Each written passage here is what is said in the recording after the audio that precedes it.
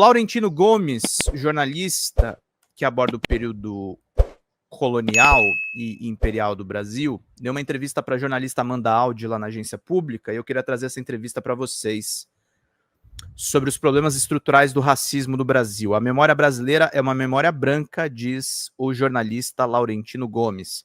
Jornalista e autor da trilogia da escravidão, diz que a elite brasileira, com raras exceções, tem raízes escravistas. Essa investigação foi feita com apoio do Pulitzer Center. Se um extraterrestre pousasse no Brasil e se baseasse apenas em livros escolares, filmes e livros clássicos, provavelmente pensaria que o país é majoritariamente branco e que a escravidão aqui, diferente de outros lugares, não teria sido tão ruim assim. Vamos entender aqui direitinho. É o que se vê, por exemplo, em Orfeu Negro, vencedor do Oscar de melhor filme estrangeiro em 1960, a Palma de Ouro em Cannes e o Globo de Ouro. Protagonizado por atores negros, o filme levou ao resto do mundo a ideia de que o Brasil seria uma democracia mestiça, e no livro Casagrande Senzala, provavelmente mais influente sobre escravidão no Brasil de Gilberto Freire, ele defende que a sociedade brasileira é fundada na miscigenação entre brancos, negros e indígenas. Mas é só viver um pouquinho nessas terras para a imagem de um país sem conflitos raciais cair por terra. Na verdade, a história brasileira é fundada em conflitos e opressão, como mostram as reportagens do projeto Escravizadores, da Agência Pública. O Brasil teve um contingente de escravizados das Américas, quase 5 milhões de pessoas, o maior contingente de pessoas escravizadas das Américas, quase 5 milhões de pessoas, e foi o último a abolir o sistema, sem nenhuma política de inclusão daquelas pessoas à sociedade. O resultado é um dos países mais desiguais do mundo, no qual o número de pretos vivendo na pobreza é o dobro dos brancos, e 6 em cada 10 negros alegam ter sofrido racismo no ano passado. O descompasso com a realidade se deve ao fato de que a história da escravidão no Brasil ter sido manipulada e romantizada, fruto de um projeto nacional de esquecimento, escreve o jornalista e escritor Laurentino Gomes, autor da trilogia Escravidão. Tem um ditado africano que diz que, enquanto o leão não aprender a escrever, a história será contada pelo caçador. E nós aprendemos a versão do colonizador branco, afirma ele. Para ele, o Brasil ainda não deu certo porque nunca refletiu verdadeiramente sobre suas raízes escravocratas e que é só discutindo esse passado doloroso que um dia o Brasil poderá se tornar mais justo. É um chamado à realidade para a gente não levar adiante esse projeto nacional de auto-engano que só complica a construção do Brasil. Por que, na sua visão, a escravidão no Brasil é pouco estudada e vista como um assunto menor? Eu acho que nós temos no Brasil um projeto nacional de esquecimento, não só de esquecimento, mas de manipulação deliberada da história. A memória pode ser uma ferramenta de construção de um projeto de poder, de justificar a submissão de um grupo de seres humanos pelo outro. O Brasil formou o maior território escravista do hemisfério ocidental. Cerca de 40% de todos os africanos que vieram para a América tiveram como destino o Brasil, e foi o último a acabar com a escravidão. Então criou-se uma mitologia muito forte, segundo a qual, primeiro, a nossa escravidão seria gentil, patriarcal. Uma escravidão que nós misturamos muito pela miscigenação. Então a escravidão não seria tão violenta quanto nos Estados Unidos ou quanto no Caribe. O que é uma balela, certo? A escravidão brasileira foi violentíssima, tanto quanto qualquer outro território escravista. O meio de manter milhões e milhões de pessoas submissas no cativeiro foi o chicote. O chicote é aquela infinidade de instrumentos de tortura que incluem correntes, argolas, torniquetes, uma coisa absurda. Mas essa mitologia de que a escravidão brasileira foi boazinha e patriarcal, que é muito forte no livro Casagrande Senzala, de Gilberto Freire, tem origem em outra mitologia, que é a chamada democracia racial brasileira, como se não tivéssemos um problema racial, o que não é verdade. O Brasil é um dos países mais segregados do mundo e isso se reflete na escola.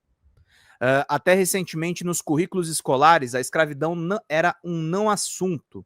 Se eu passei pela Lei Áurea até o ensino médio, foi muito.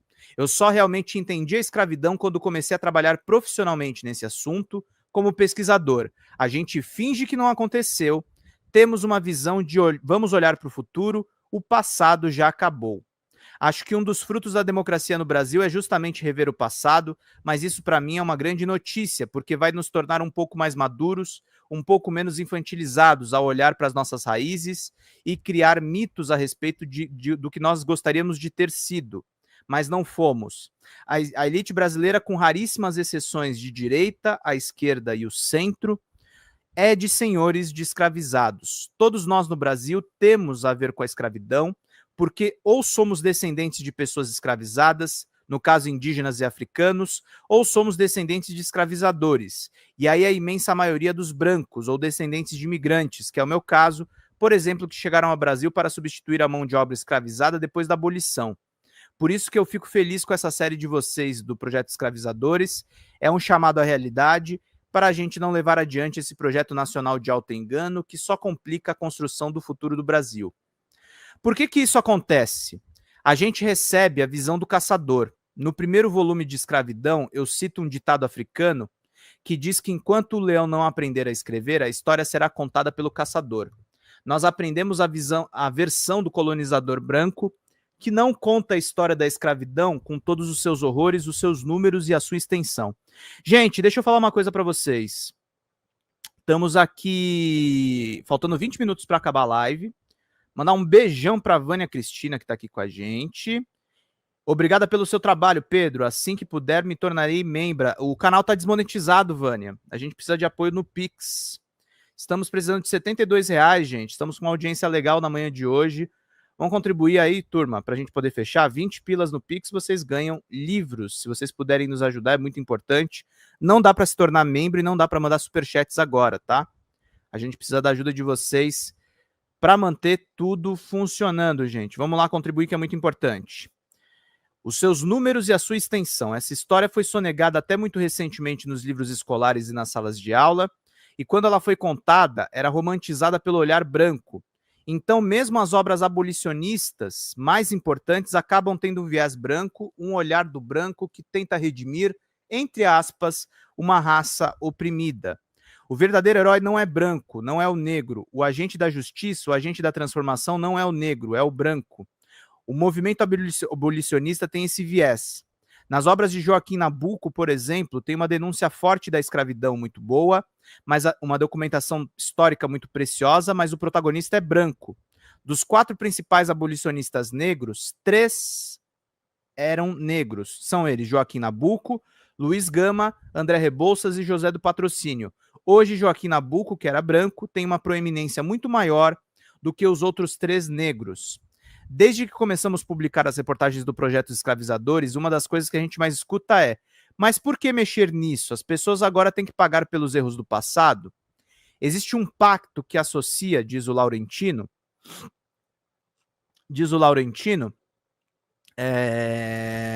que associa a eu não escravizei ninguém, mas se seus antepassados escravizaram, você tem uma responsabilidade de olhar para o passado, porque a escravidão tem consequências no presente.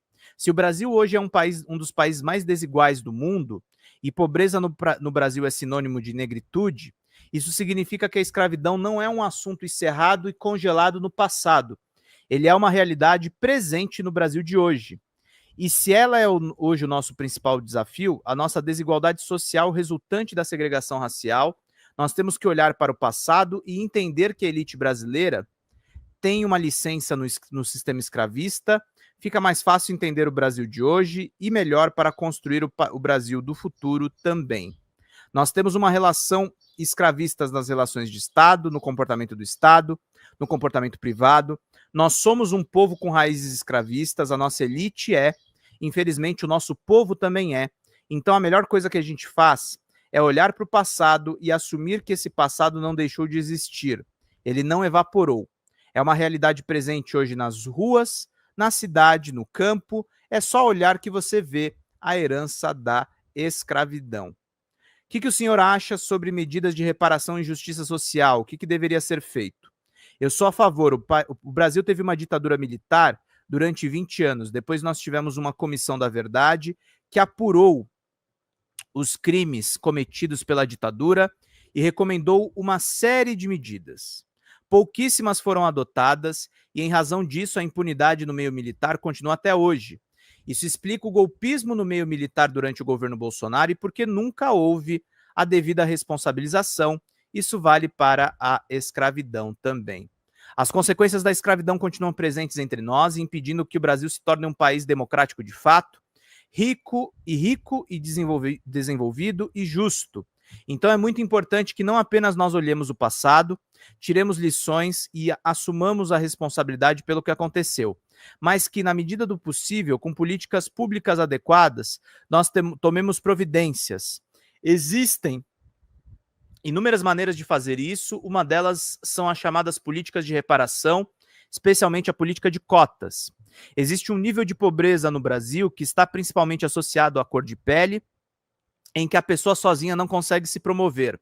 A pessoa que está mergulhada na miséria, que faz parte de uma família que não tem condições de moradia, educação, saúde e oportunidades adequadas, ela não vai conseguir se promover sozinha.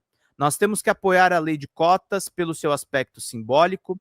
É a primeira vez que o Brasil tenta corrigir a sua herança escravocrata, mas também porque ela dá resultados. As estatísticas mostram que tem aumentado o número de estudantes, mestres, doutores, diretores, altos funcionários da organização pública e negros, que sejam negros. O correto seria que todos os brasileiros tivessem condições iguais para competir pelas melhores oportunidades na vida adulta, mas isso não existe. Então, a política de cotas e outras políticas de reparação, como, por exemplo, o Bolsa Família, tentam corrigir no meio do processo que está viciado em sua origem, mas não pode ser permanente. Se daqui a 500 anos a gente ainda tiver política de cotas e reparação, significa que nós falhamos totalmente. Então, o senhor acha que existe a possibilidade de algum dia o Brasil ser uma nação mais igualitária? É a única maneira de chegar nisso é por meio dessas políticas e cotas de reparação? Eu acho que sim. Por incrível que pareça, eu sou otimista. Embora eu tenha me debruçado sobre um período muito sombrio da história do Brasil, eu acho que nós temos uma grande novidade em andamento, que são os 40 anos de democracia. Porque tudo o que nós vimos até o fim da ditadura militar foi uma continuação de um projeto de submissão, de exploração de uma parte intensa da maioria do povo brasileiro, por uma elite muito pequena, muito branca, que dominava todo o aparato do Estado. Todas as oportunidades também da área privada, e não permitia que os demais brasileiros sequer se manifestassem, participassem politicamente na construção do futuro. A democracia está mudando isso. Não é à toa que talvez esteja se tornando mais comum discutir as nossas origens, a corrupção, a violência, a escravidão, a misoginia brasileira. Persistir na democracia é a única maneira de fazer com que esse país, no futuro, seja mais justo e igualitário. Para as matérias do projeto Escravizadores, nós conseguimos traçar uma certa tranquilidade na genealogia da elite branca. Cadê os pics, hein, gente? Tá tudo parado aqui no chat mesmo? Jura? Cadê vocês, gente?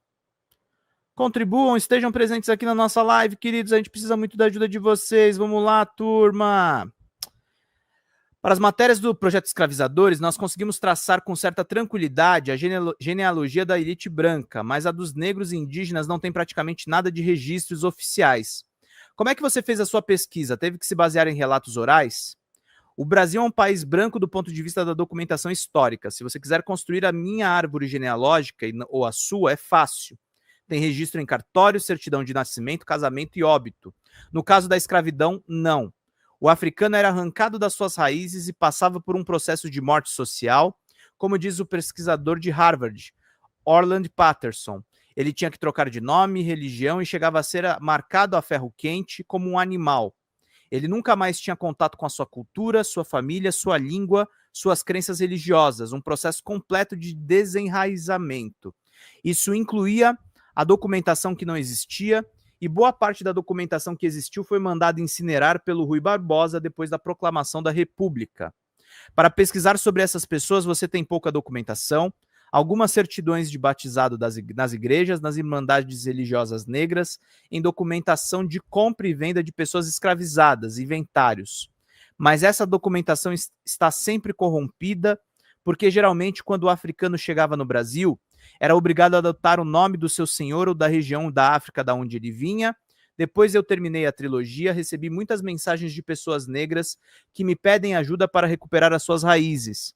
Eu respondo que infelizmente eu não consigo ajudar, é muito difícil recuperar essa memória.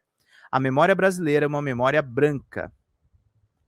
Nos últimos anos, a gente tem percebido que muitas pessoas passaram a se identificar como negras, a procurar entender seu passado, e isso acontece num momento de levante conservador em todo o mundo. É um contrassenso? Acho que o que nós estamos vendo no Brasil hoje e no mundo é um tipo de pororoca. Tem uma onda que tenta encobrir o rio, mas o rio é bem grande. Há um nascimento de uma nova consciência de gênero, classe racial, um mundo mais conectado, com democratização da cultura, da informação, do entretenimento. E há uma reação das elites conservadoras que não aceitam a mudança em curso. Hoje, há grupos sociais se posicionando e discutindo abertamente, pressionando por políticas públicas novas, por comportamentos novos. Isso no passado não era permitido, mas eu acho que é impossível de conter a mudança. Hoje nós vivemos num ambiente de muita pluralidade, de uma transformação na consciência cívica das pessoas, e isso vai gerar resultados no longo prazo do que uma reação conservadora, que eu acho que é conjuntural e que é momentânea. Então não tem como a gente retroceder tanto do ponto de vista de perdermos a democracia. Acho que não, mas esse processo não é linear. O ex-presidente Barack Obama falou numa entrevista, logo depois da eleição do primeiro mandato de Donald Trump, que a democracia é uma linha em zigue-zague. A gente avança, retrocede, tenta de novo, aí erra, aí depois acerta. A Alemanha nazista, por exemplo, aconteceu num dos países mais avançados da Europa, em termos de ciência e cultura. Pode haver retrocessos momentâneos, como está havendo, mas no longo prazo, a justiça e a democracia vão prevalecer. Eu tenho 68 anos, o mundo que eu sonhava não aconteceu, mas ainda assim sou otimista. Não acho que o futuro do Brasil seja de opressão e de ditadura, acho o contrário, acho que estamos caminhando e persistindo na democracia. Baita entrevista aí da Amanda Audi. Eu tive a oportunidade de conhecer o Laurentino, é um cara bem interessante. Os livros deles são bem acessíveis dentro desse trabalho da escravidão. Fala pessoal da Folha Democrata, meu nome é Pedro Zambarda, sou jornalista, editor aqui do site e do nosso canal do YouTube.